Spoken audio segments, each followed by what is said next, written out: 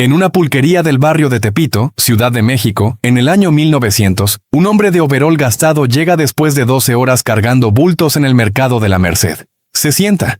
Pide un cuartillo. Lo bebe despacio, con los ojos cerrados, como quien toma algo que su cuerpo conoce desde antes de que él naciera. Ese cuartillo tenía más bacterias vivas para el intestino que el frasco de probióticos de 180 pesos de cualquier farmacia. Y en ese mismo momento, a 4 kilómetros de distancia, los dueños de las nuevas cervecerías industriales del país se reunían para decidir cómo acabar con él. ¿Por qué nadie te contó eso? Cada mes que pasa, el estómago de millones de mexicanos aguanta lo que puede, el ardor después de comer, la inflamación que ya se volvió parte del día, los 180 pesos del frasco de probióticos que se acaban en 20 días y hay que comprar otro, y otro, los años de sentir que el cuerpo pide algo que el mercado no termina de darte, o te lo da a un precio que duele. Ese ardor que ya normalizaste no es inevitable, no es parte de tu personalidad. Es una señal que lleva años esperando que le des algo que funcione. Comparado con el frasco de 180 pesos, el cuartillo de pulque fresco en el mercado cuesta entre 15 y 25 pesos. La ciencia acaba de confirmar lo que tu bisabuelo sabía sin poder explicarlo. Este canal existe para recuperar lo que fue borrado, no lo que fue olvidado porque ya no servía, sino lo que fue eliminado porque servía demasiado para quienes no podían controlarlo. Hoy vas a entender exactamente qué pasó con la bebida más antigua de México, qué dice la ciencia sobre ella, y cómo aplicar ese conocimiento esta semana, en tu casa, sin gastar lo que no tienes. Imagina el año 1900, Ciudad de México. El calor de agosto aprieta sobre el barrio de Tepito, y las pulquerías abren desde las 6 de la mañana. Hay más de 1000 en la ciudad, una cada 2 cuadras en los barrios populares. El pulque era la bebida más consumida del país, no la cerveza, no el mezcal. El pulque viene de 2000 años antes. Los aztecas lo reservaban para ceremonias, para ancianos, para guerreros después de la batalla, para mujeres en el parto. Lo asociaban con Mayagüel, la diosa del maguey, que en los códices aparece con 400 senos amamantando a 400 conejos. 400 formas de nutrir. 400 formas de sanar. El tlachiquero llegaba cada mañana al maguey con su acocote, esa calabaza larga como una flauta, y aspiraba el aguamiel desde el cajete en el corazón de la planta. El aguamiel es el jugo vivo del agave, dulce y transparente, a exactamente 36 grados centígrados cuando sale. La temperatura del cuerpo humano. En ese aguamiel viven de forma natural colonias de Leuconostoc mesenteroides, Lactobacillus acidophilus, Lactobacillus plantarum. Las mismas bacterias que hoy se aíslan, se patentan y se venden en cápsulas. El aguamiel fermentaba en las tinas de madera entre 24 y 48 horas. Lo que salía era una bebida viva, literalmente viva.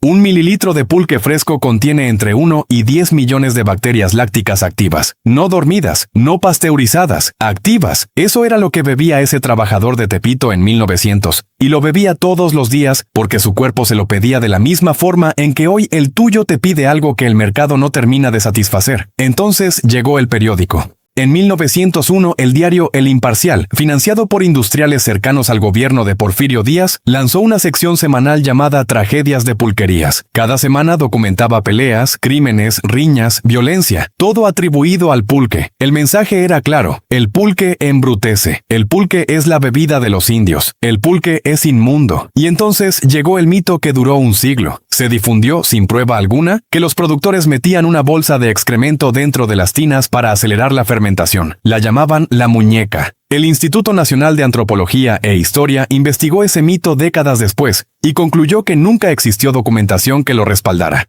Pero en ese momento, en 1901, el rumor fue suficiente. ¿Quién tenía interés en que el pulque desapareciera?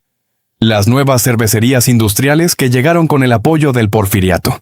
La cerveza necesitaba cadena de frío, transporte industrial, infraestructura ferroviaria. El pulque no necesitaba nada de eso. Se producía a 4 kilómetros de quien lo bebía, sin intermediarios, sin refrigeración, sin patente posible. Lo que el mercado no puede controlar, lo elimina. No lo prohíbe, lo desprestigia. No es una conspiración, es economía. El pulque no fue prohibido por decreto, fue difamado por periódico. Y la diferencia es que el decreto deja registros, y el periódico deja creencias. Las creencias duran más. El resultado en números: en 1900, México producía 600 millones de litros de pulque al año. En el año 2000 producía 30 millones. Una caída del 95% en 100 años. No porque el maguey se enfermara, porque la campaña funcionó. El mercado global de probióticos vale hoy más de 75,000 millones de dólares al año. Se proyecta que llegue a 130,000 millones para 2030. Ese mercado existe en parte porque los sistemas ancestrales que hacían ese trabajo de forma natural fueron reemplazados, uno a uno, por productos empacados con nombre de laboratorio. Lo que la industria llamó bebida de baja clase es lo que la ciencia acaba de confirmar como fuente de probióticos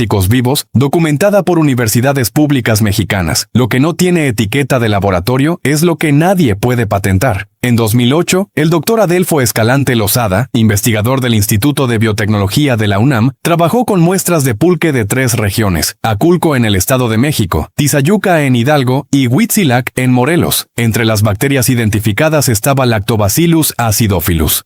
Exactamente la misma cepa que las empresas utilizan para producir los probióticos comerciales de mayor venta en México. No una bacteria similar, la misma. El equipo de la UNAM fue más lejos. Aislaron cepas del pulque y las pusieron bajo condiciones que simulan el sistema digestivo. El pH ácido del estómago, la lisocima de la saliva, las sales biliares del intestino. Las bacterias del pulque sobrevivieron.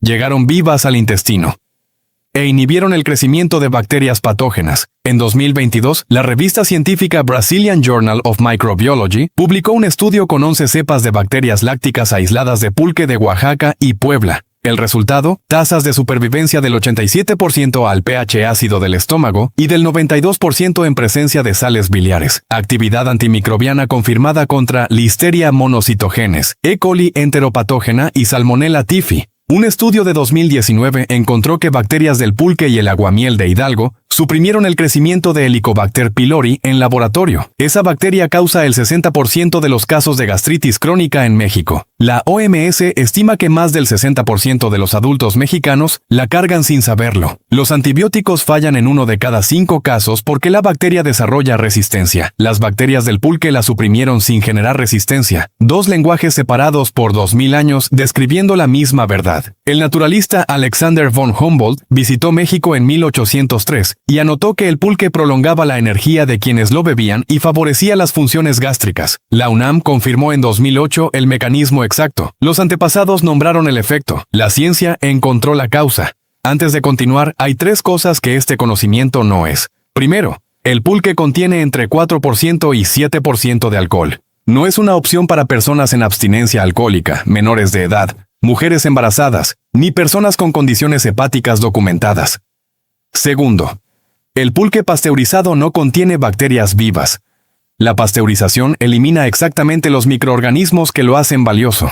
El pulque que funciona es el artesanal fresco, sin pasteurizar. Tercero, si tienes gastritis activa, úlcera péptica o estás en tratamiento antibiótico, consulta con tu médico antes de incluir cualquier fermentado en tu rutina. El pulque no reemplaza un tratamiento médico. A este protocolo lo llamaremos el néctar del tlachiquero. Paso 1. El reconocimiento. Ubica una pulquería o mercado que venda pulque artesanal fresco sin pasteurizar. El pulque debe tener color blanco opaco, textura ligeramente viscosa y olor levemente ácido. Si huele a vinagre fuerte o tiene color amarillento, está en fermentación avanzada y pierde su carga bacteriana.